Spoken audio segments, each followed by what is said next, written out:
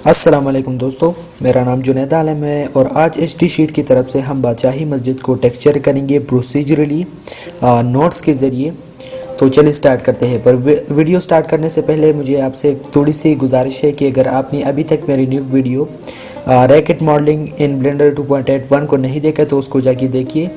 उसमें कुछ बहुत ही अहम और यूज़फुल टिप्स एंड ट्रिक्स से मैंने इस रैकेट्स को बनाया है, तो यकीनन आपको पसंद होगा और वो बहुत हेल्पफुल होगी। तो चलिए अब स्टार्ट करते हैं बादशाही मस्जिद के टेक्सचरिंग को।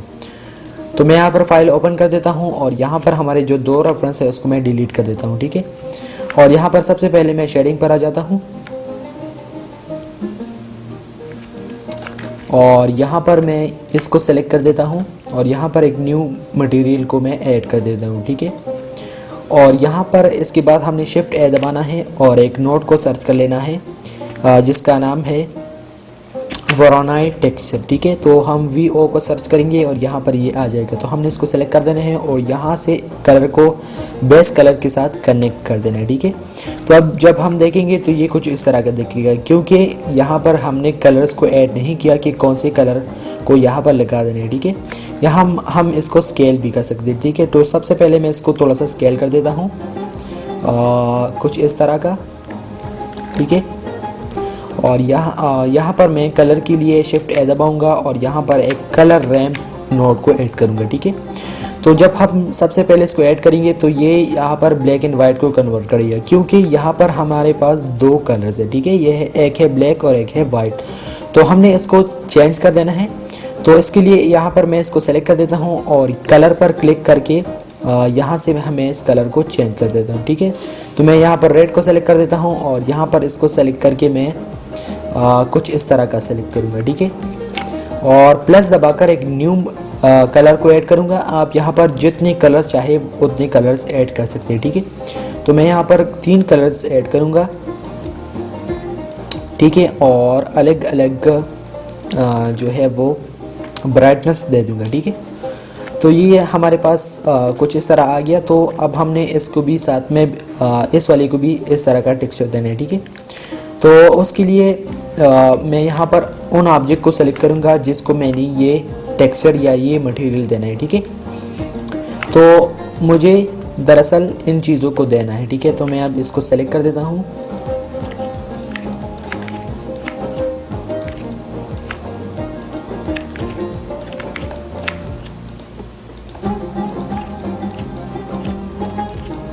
मतलब कि इन 3 मीनार के अलावा मुझे सब चीज़ों को सेलेक्ट कर देना है, ठीक है। मैं यहाँ पर ग्रैब कर देता हूँ कि कौन सी चीज़ें रह गई है। तो वो ये वाला ऑब्जेक्ट एक रह गया है, इसको भी मैं सेलेक्ट कर देता हूँ। और एक ये वाला ऑब्जेक्ट रह गया है,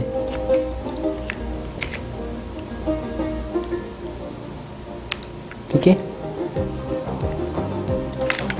और लास्ट में हम उस ऑब्जेक्ट को सेलेक्ट करेंगे जो कि हमारे पास ऑलरेडी मटेरियल हुआ है, ठीक है। तो मैं शिफ्ट के साथ इसको भी सेलेक्ट कर देता हूँ और फिर हम दबाएंगे कंट्रोल L और यहाँ से हम मटेरियल के ऊपर क्लिक करेंगे, ठीक है। तो ये वाला मटेरियल जो है ये इन सबको अप्लाई कर देगा, ठीक है। तो हमें एक एक को करने की ज़रूरत नहीं पड़ेगी, ठीक है। तो अब हमारा मेन मसला क्या है?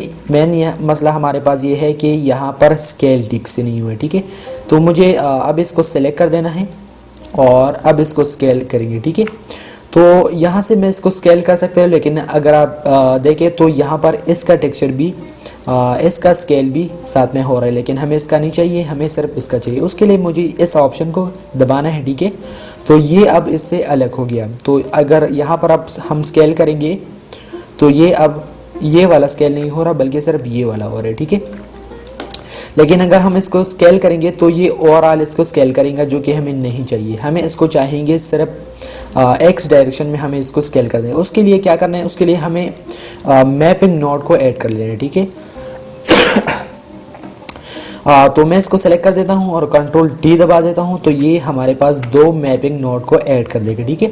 तो मैपिंग नोड के ज़रिए हम इस टेक्सचर को इस डायरेक्शन के थ्रू स्केल और रोटेट और लोकेशन इसका चेंज कर सकते हैं, ठीक है।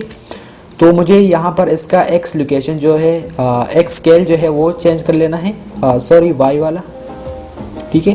तो आप देख रही हैं कि ये वाई पर जो है वो अब फिक्स होने लगा है, ठीक है। तो मुझे यहाँ पर करना है उस वक्त तक जब तक ये ठीक ना हो जाए, ठीक है। और एक्स पर भी थोड़ा सा स्केल कर देना है ताकि यहाँ पर ये जो प्रॉब्लम आ रहा है ये वाला भी फिक्स हो जाए। और हमने इस ओल्ड वाले के साथ थोड़ा सा मैच कर लेना है ताकि इसके साथ थोड़ा सा मैच रहे, ठीक है। और इसी तरह हमने इस फिलर को भी सेलेक्ट कर देना है। तो आसानी के लिए एक एक को करने के बजाय हम यहाँ पर इसको सेलेक्ट करेंगे, इसको ज्वाइन करेंगे कंट्रोल जे से, तो ये अब ज्वाइन हो गया। और यहाँ से ये वाला प्रेस करेंगे अगेन, और यहाँ से कंट्रोल टी दबाएंगे और इन मैपिंग नोड को ऐड करेंगे, ठीक है। अगर आपके पास ये कंट्रोल टी से ये मैपिंग नोड ऐड नहीं हो रहे तो आपने करना क्या है, यहाँ पर एडिट पर आ जाना है, प्रेफरेंस पर आ जाना है और यहाँ पर सर्च करना है नोड रेंगुलर, ठीक है। तो अगर सिर्फ नोड को मैं सर्च करूँगा तो ये हमारे पास ये वाला आ गया। तो हमने इसको टिक कर लेना है और यहाँ से हमने इसको सेव कर लेना है, ठीक है। तो अभी आप जब कंट्रोल टी दबाएंगे तो ये दो नोड्स आ जाएंगे, ठीक है। तो अब हमने इसको स्केल कर देना है। तो आप देख रहे हैं कि मैं इसको स्केल करूँ, यहाँ पर मैं 10 लिख देता हूँ और यहाँ पर भी 10 लिख देता हूँ और यहाँ पर भी 10 लिख देता हूँ, ठीक है।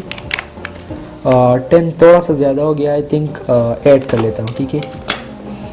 8 और 8, ठीक है। तो इसी तरह हमने इसको फिक्स कर लिया और ये वाला रह गया है। तो हम इन चारों को भी सेलेक्ट करेंगे और कंट्रोल जे दबाएंगे तो ये ज्वाइन हो गया। अब यहाँ पर ये वाला ऑप्शन दबाएंगे ताकि ये से अलग हो, इसको सेलेक्ट करेंगे, कंट्रोल टी दबाएंगे और यहाँ से स्केलिंग को मैपिंग को यहाँ से स्केल करेंगे। यहाँ पर मैं लिख देता हूँ 8 अगेन, 8 और 8, ठीक है। यहाँ पर थोड़ा ज़्यादा है तो 6 कर देते हैं हम,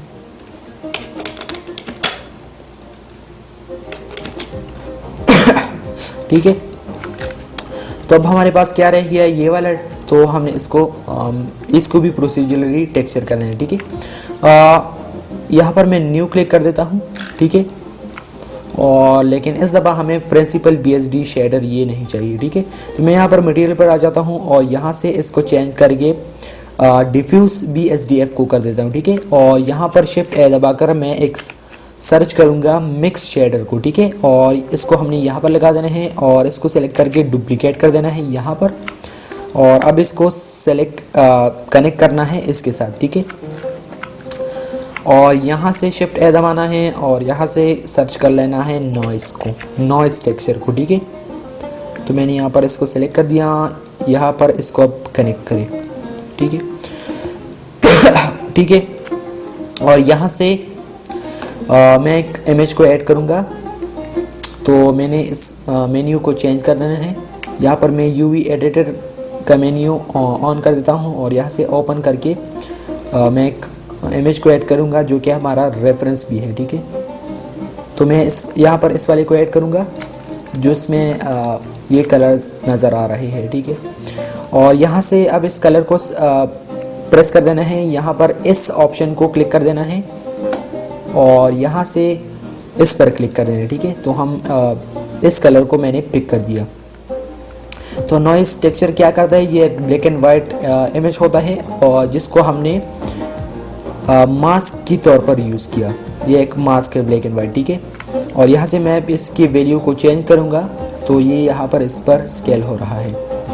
और इस कलर को भी मैं चेंज कर देता हूँ, यहाँ पर इस कलर को मैं पिक कर लेता हूँ, यहाँ पर इसको थोड़ा सा वाइट कर देता हूँ और इस वाले को थोड़ा ब्लैक ही रहने दे देते हैं, ठीक है। अब हमने इस टेक्सचर को इस पर भी लगाना है तो मैं यहाँ पर सिंपली इस टेक्सचर को सेलेक्ट करूँगा और यहाँ पर भी इसको सेलेक्ट करें और इस टेक्सचर को ऐड करें। और मीनार के ऊपर भी हमने यही लगा देना है, ठीक है। तो उसके लिए मुझे एडिट मोड पर जाना होगा और वर्टेक्स मोड पर जाना होगा और हमारे पास ऑलरेडी टॉप वर्टेक्स सेलेक्टेड है, ठीक है। तो मैंने यहाँ पर कंट्रोल प्लस दबाना है ताकि हमारा सिलेक्शन जो है वो ग्रोथ सिलेक्शन हो। और यहाँ पर एक न्यू मटेरियल को ऐड कर देना है और इस वाले को सेलेक्ट कर देना है और यहाँ पर हमने इस मटेरियल को असाइन कर देना है। तो यहाँ पर हो गया। अब हमने इन चारों का भी ऐसा ही करना है। तो एडिट मोड पर जाना है, कंट्रोल+ दबा के ग्रोथ सिलेक्शन कर देना है, न्यू मटेरियल को ऐड करके ये वाला लगा देना है और यहाँ से इसको असाइन कर देना है। तो ये कुछ इस तरह का आ रहा है। अब हम सिंपली लाइटिंग करेंगे और उसके बाद टेक्सचर में। तो लाइटिंग के लिए मुझे यहाँ पर आना होगा और यहाँ पर एक HDRI को ओपन कर लेना होगा। आप कोई सा भी HDRI यूज़ कर सकते हैं। मैं ऑलवेज़ यही यूज़ करता हूँ क्योंकि ज़्यादातर सीन में यही काम आता है, ठीक है।